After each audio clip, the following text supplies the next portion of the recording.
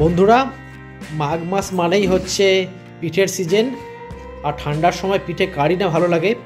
তো আমার বাবা বসে পড়েছে সন্ধ্যেবেলা পিঠে করতে।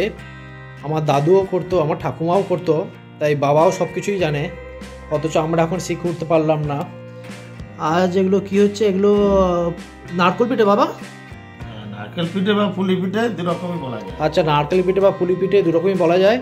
গ্রামে আমরা সাধারণত নারকেল পিঠেই বলে থাকি।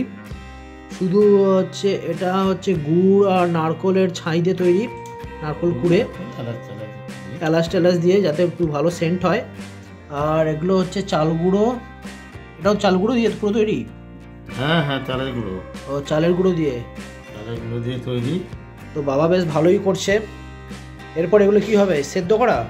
একটু ভাপাতে হবে। ও, এরপর এগুলো একটু ভাপাতে হবে, তারপরেই হচ্ছে পিঠে তৈরি হয়ে যাবে একদম খাওয়ার উপযোগী। এবার এই ফুটো ফুটো গামলাটার উপরে একটা কাপড় চাপা দিয়ে তারপরে তার উপর পিঠেগুলো দেওয়া হবে। পিঠেগুলো বাবা সাজাচ্ছেন। এরপর হচ্ছে সাজানো হয়ে গেলে গরম জলের উপর রেখে এটা ভাপাতে হবে। একদম সিম করে দিতে হবে, গ্যাস বা স্টোভ যেটাতেই আপনি করুন। আমরা হচ্ছে ইন্ডাকশানে দিয়ে দিলাম, গরম জল অল্প আছে ডেকচির উপরে। এবার পিঠে সাজানোগুলো ওর উপর বসিয়ে দিলাম, ভাপানো হবে। কতক্ষণ চলবে মা? 10 মিনিটের মধ্যে হয়ে যাবে আশা করছি, তারপরেই জমিয়ে খাওয়া। এবার আমি আর বাবার হাতের পিঠে এই প্রথম খাচ্ছি।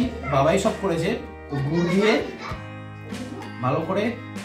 এই পিঠে খেতে খুবই সুস্বাদু, আপনারা খেয়ে দেখবেন। এই নারকেল পিঠে বা পুলি পিঠে, এটা নলের গুড় দিয়ে খাবেন, হেভি স্বাদ।